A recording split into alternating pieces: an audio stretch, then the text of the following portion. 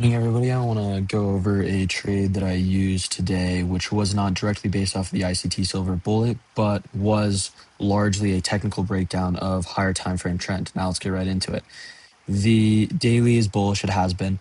The 1 hour was bullish. There was a swing low here and a swing low here, but those weren't very significant, nor did they involve any bearish candles. So I didn't really count that as a market structure shift at any point. So the 1 hour was bullish, the 4 hour was bullish, both of which were very important. The daily, as I said the other day, we had this retrace right here on the daily. We did not end up coming down, filling in this liquidity void or this fair value gap like I wanted to see. But what we did see on the 4 hour after that daily retrace was, okay, we've had our retrace and we've now changed directions back to the upside. So what can we expect to see? And immediately what jumped out at me was we have this extension from this low to this high. We have, we put on our quadrant levels here. Today's price action went directly down to the CE. So I guess we can actually turn off these quadrant levels just for less lines on the screen. And I did turn on I did turn off first presented fair value gap today just because it wasn't as relevant in price action in my personal opinion. Now, if we go down to the 1 hour from there, we can see, and one of my favorite confluences that I absolutely love to work with is this 1 hour bullish order block right here. This is something that I absolutely love to trade off of when all of our time frames align. So we have this 1 hour order block. One thing that we also did get is this bullish fair value gap. Now, I'm not going to extend it all the way, but as we are reviewing price action, keep in mind that the bodies of these 1 hour candles respected this fair value gap. The next thing that I want us to look at is this 1 hour SMT right here. This was crucial, and between this and the S&P or MES in this scenario, we made a lower low here, and on NASDAQ, we made a higher low. That is crucial. So not only do we fill in this order block, we also get an SMT. We're also respecting a 1 hour fair value gap. We're getting all of these things that we really, really would like to see. Now, what's next is we create a large wick here.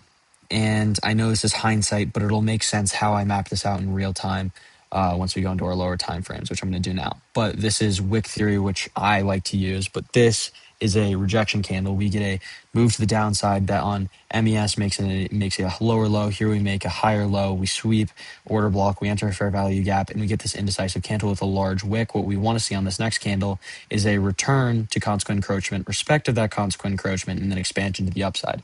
So what we're going to do is we're going to drop down to the 15-second here, and we are going to go ahead and start. We're just going to go ahead and play out price from the beginning, kind of analyzing what I was looking at. So for me personally, I wasn't interested in anything until we went ahead and took out this 1 hour order block. That's what I wanted to see. So everything here is pretty irrelevant. One thing that I do want us to look at is this is the regular trading hours opening range gap open, and this is the regular trading hours opening range gap close, and this is the CE. Now, what we do is we now extend to the downside. One moment. We extend to the downside, and we hit this 1 hour order block, and nowhere in here do we have any signs of a reversal until we reverse here. I wouldn't enter on anything in here. I don't see anything of any value throughout any of this. But then, right up here, we have a market structure shift. I like marking market structure shifts in terms of the swing high, and then we get a close above it. Some people do it as just a wick above, but I like to see that close personally. After that, what we want to see is a couple of things. One, we're not going to call on this order block because it's already been tapped into by this wick. We can't call on this order block because it's been tapped into by this wick. What we don't have yet is a tap into this order block from these candles right here. Now, one thing that also supports this evidence is when we put a GAN box over this entire thing, we want to see price go below the CE for an entry. And what's the last thing that hasn't been touched? The last PD array that hasn't been touched under the CE. We could say these fair value gaps, but I don't consider any of these being valid. So the last thing that we can jump to is this order block.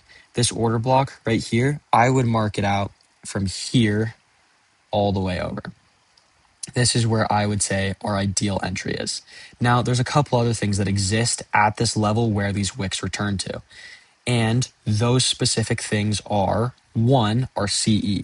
Because, not CE. This is our regular trading hours opening range gap close. We return perfectly to this regular trading hours opening range gap close. And then this right here, this, if you remember this GAN box that I drew out earlier, this is from our 1 hour wick. And on the following candle, we fill in this previous 1 hour wick that we made over here. Just imagine this in the 1 hour time frame is one huge wick, and we fill it in perfectly to CE. We respect that CE, and there's no closes below that CE. What's very important from here is we had our market structure shift. We then returned back down to an order block. There's multiple confluences right here that make sense for why we would reverse at this level, which means that there is means for an entry at this specific price right there.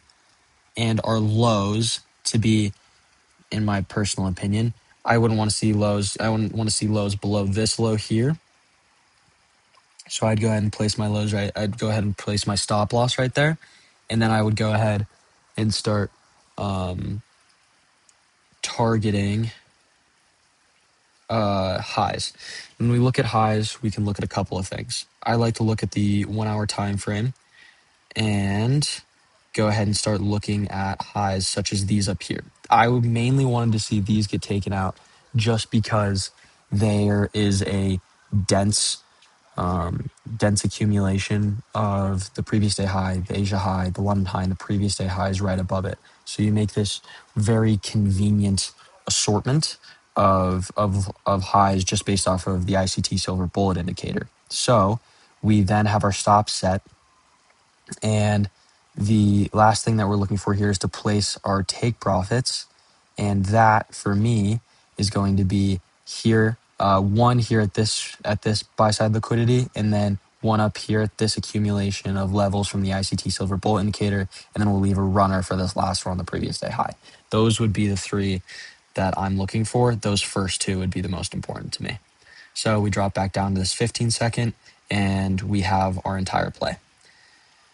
That comes into fruition rather effectively. So I'm hoping that we all get this idea. I'm going to go and shrink this down so we have easier things to look at here. But what did we get? Bigger picture, on the higher time frame, we marked out a 1 hour order block, a 1 hour SMT, a 1 hour fair value gap. And then we went into lower time frames. Once this 1 hour order block was filled in, we also had to fill in of the opening range, the regular trading hours opening range gap. And then we made a wick on the 1 hour. We then filled 50% of that wick, as well as touched back in with the regular trading hours opening range gap close from the previous day. And we had our market structure shift earlier. And then this was a return to a lower time frame order block. And then we expanded to the upside, targeting. This was all during New York AM session kill zone. That's what these thick black bars are right here. Also part of the ICT Silver Bullet indicator. And it was also below the midnight open and the 8:30 open, which I will have a indicator coming out for very soon if you guys want that. But yeah, that goes. And then we went ahead and targeted our 1 hour swing high here at this buy side liquidity, this accumulation of highs here, and then our previous day high or all-time high here. And that makes for our entire trade setup. I hope you all enjoyed.